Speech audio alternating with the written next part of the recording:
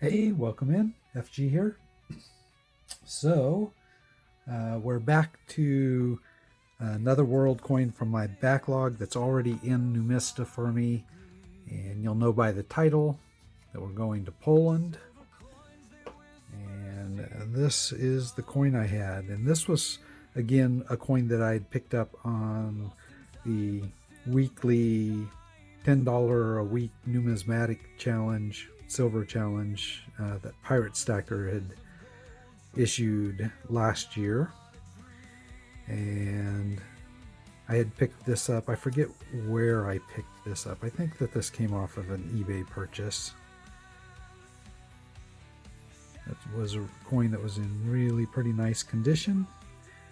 In fact, I think I put it into the book as Unk.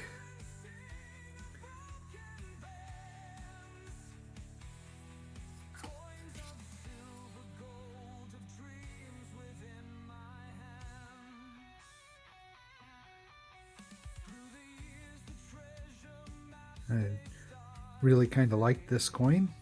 Let's put the Numista page up here for it.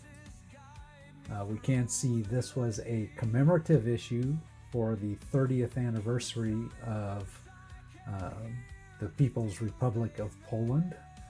So I'd been at that point in 1974, 30 years since the end of World War II, when they essentially became their own country.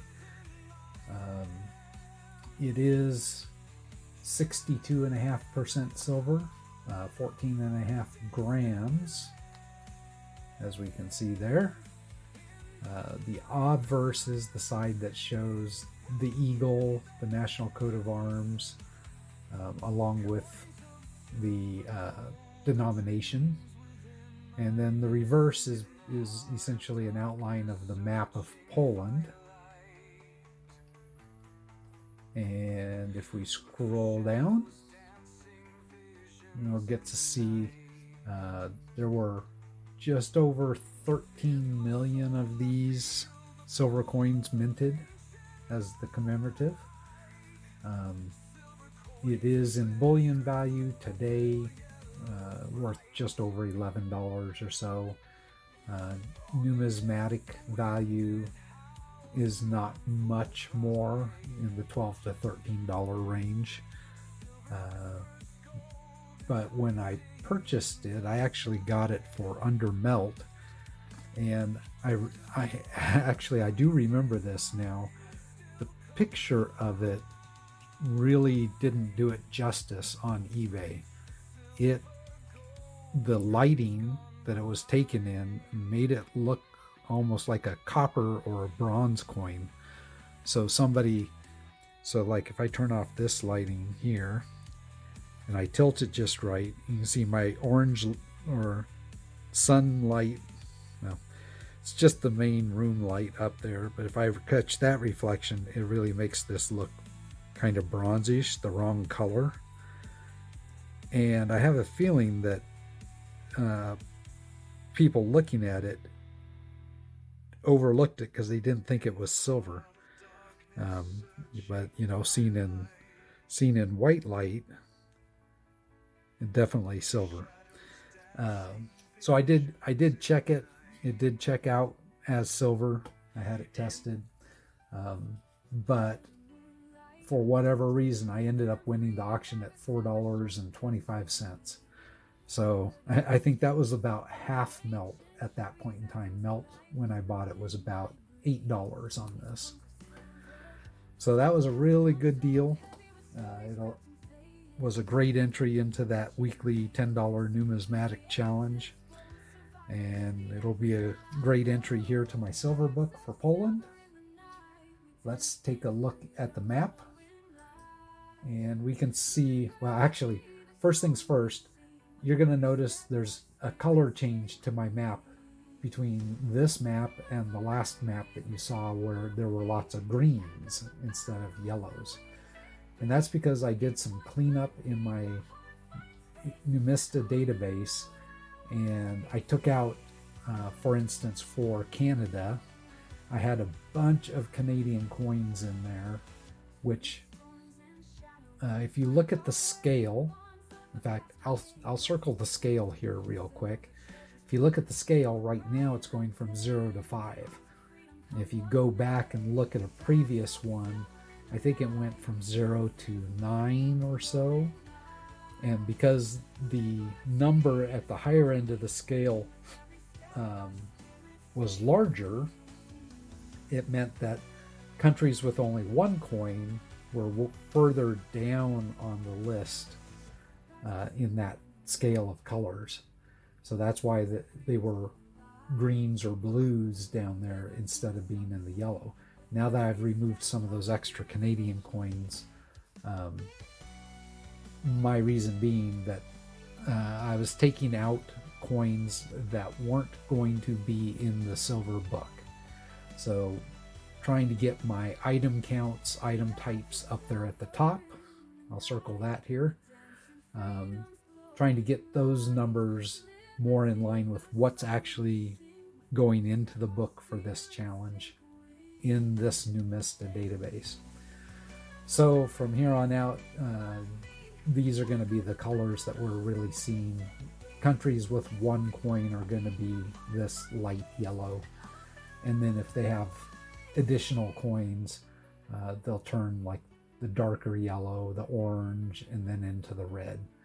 And you can see Canada is still, and Australia are still the ones that are driving it at the top end of the range now, because those are the ones that I have the most coins in the book for, along with the UK. The UK also has 5 items.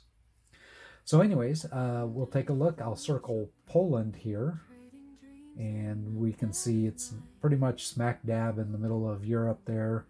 Germany on one side, we have the Ukraine and Belarus and Russia, Lithuania on the other side, and down south, there's going to be like Slovakia and Czech Republic.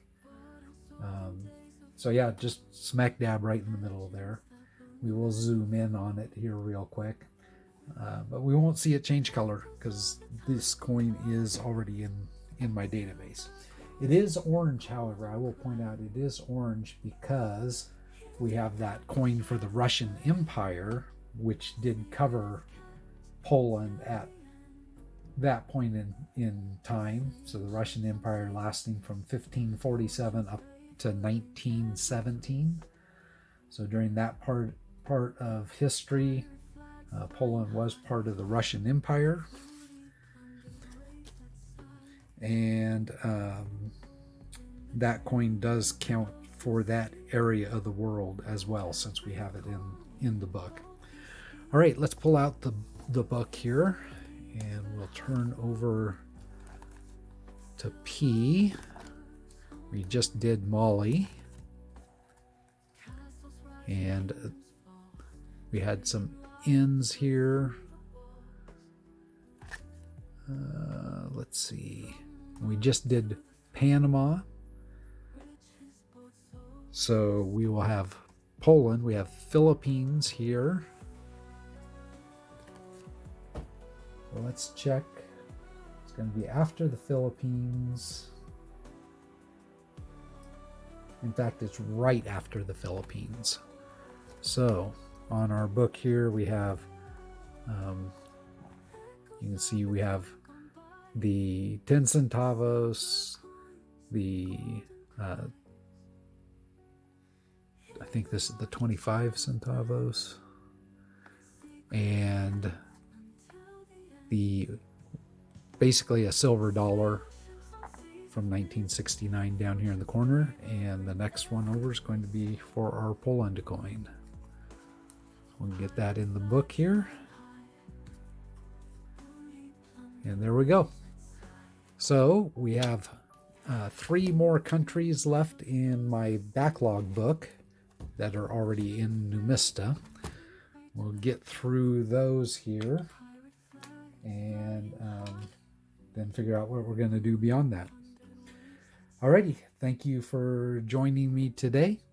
And as always, I appreciate your subscriptions and all your comments below. I always try to read every comment. Even if I don't do a direct reply to everything, I do read them all. So thank you again, and I'll catch you in the next one.